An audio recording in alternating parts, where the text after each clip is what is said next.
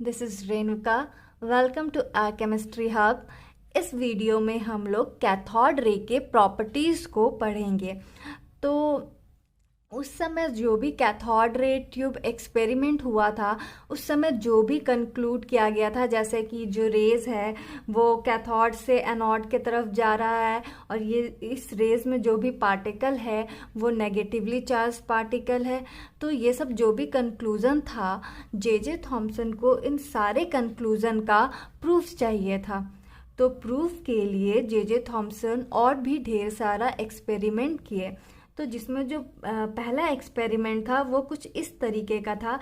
उसमें J Thomson एक discharge tube लिए, जिसमें एक कैथोड था इधर और यहाँ एनोड था, और एनोड के ऊपर एक मेटल ऑब्जेक्ट रखा गया था। तो जब इसको वोल्टेज प्रोवाइड किया गया तो ये जो मेटल ऑब्जेक्ट है इधर इस वॉल पे उसका शैडो बन गया, और इधर वॉल के इस साइड कुछ एरिया था जिधर जो ग्लो करने लगा। तो जो एरिया ग्लो कर रहा है इट मीन्स कि उधर रेज स्ट्राइक किया होगा। ठीक है, उधर रेज स्ट्राइक किया होगा। तो ये प्रूफ करता है कि जो रेज है वो कैथोड से ही निकल रहा था, और यहाँ शैडो बन गया इस मेटल ऑब्जेक्ट का। इसका मतलब है कि अगर जो रेज निकल रहा है, ठीक है, वो इसको क्रॉस नहीं कर पा रहा, इसलिए शैडो बना। तो ये प्रूफ करता है कि जो रेज निकल रहा है वो कैथोड से निकल रहा है, और जो रेज निकल रहा है वो स्ट्रेट लाइन में ट्रैवल कर रहा है। तो इस एक्सपेरिमेंट से जो पहला कंक्लूज़न था कि जो रेज है वो स्ट्रेट लाइन में जा रहा है, और जो रेज है वो कैथोड से एनोड के तरफ जा रहा है, वो प्रूव्ड हो चुका था। और जो दूसरा एक्सपेरिमेंट परफॉर्म किया गया उसमें उस एक्सपेरिमेंट में डिस्चार्ज ट्यूब के अंदर एक पैडल व्हील लगाया गया। एनोड और कैथोड के बीच एक पैडल व्हील लगाया गया।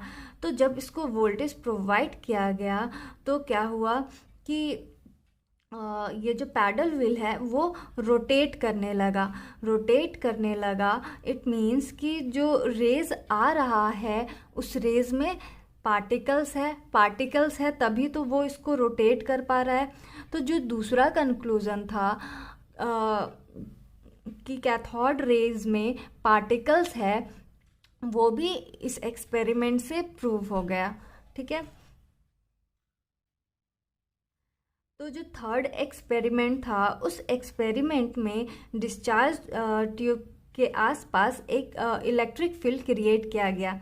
तो इलेक्ट्रिक फील्ड क्रिएट करने के लिए इधर एक नेगेटिवली चार्ज इलेक्ट्रिक प्लेट रखा गया, और इधर एक पॉजिटिव इलेक्ट्रिक प्लेट रखा गया। तो जब इसको वोल्टेज प्रोवाइड किया गया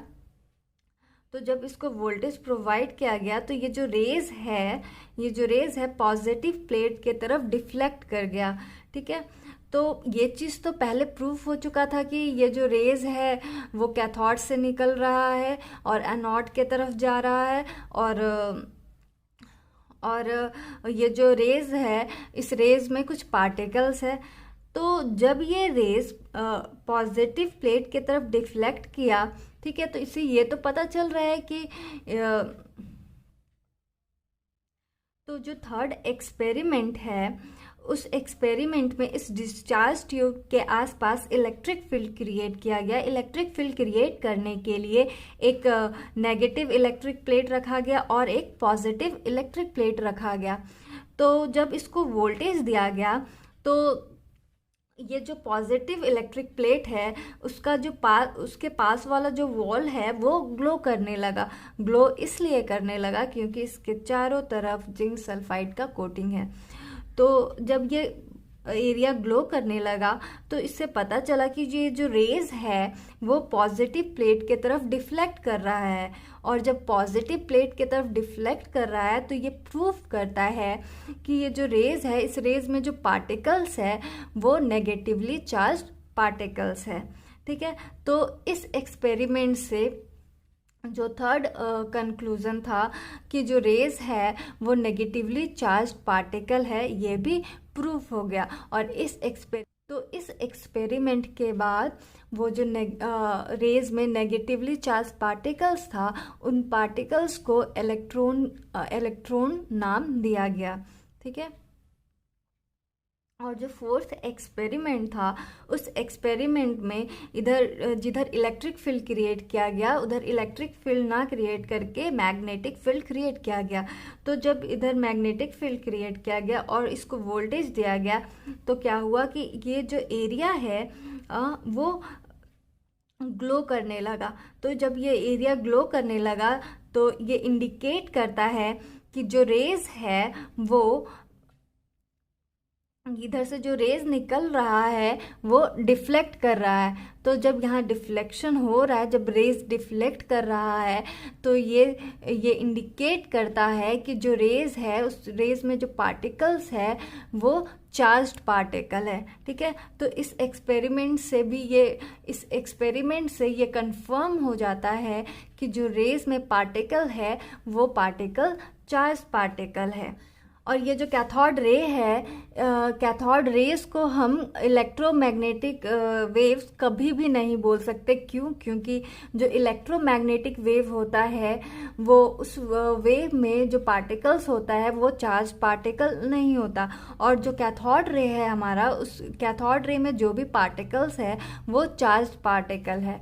तो अगर हम इलेक्ट्रोमैग्नेटिक रेडिएशन को इलेक्ट्रिक या मैग्नेटिक फील्ड, उधर इलेक्ट्रोमैग्नेटिक रेडिएशन के तरफ इलेक्ट्रिक या मैग्नेटिक फील्ड क्रिएट करते हैं, तो वो जो वेव है वो डिफ्लेक्ट नहीं करेगा। लेकिन अगर कैथोड रे के आसपास हम इलेक्ट्रिक या मैग्नेटिक फील्ड क्रिएट करते हैं, तो ये जो कैथोड रे है वो डिफ्लेक्ट करता है। ठीक है।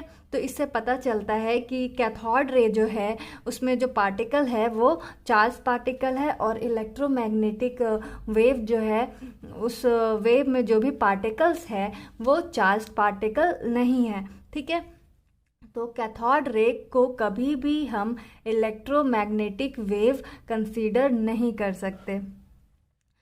इतना सब काम करने के बाद जो जे थॉमसन थे उनको सर का उपाधि मिला।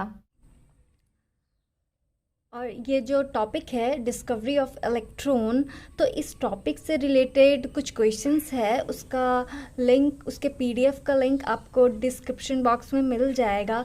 सो you guys can check the link in description box. And if you have any kind of query related to this topic, you can comment in comment box.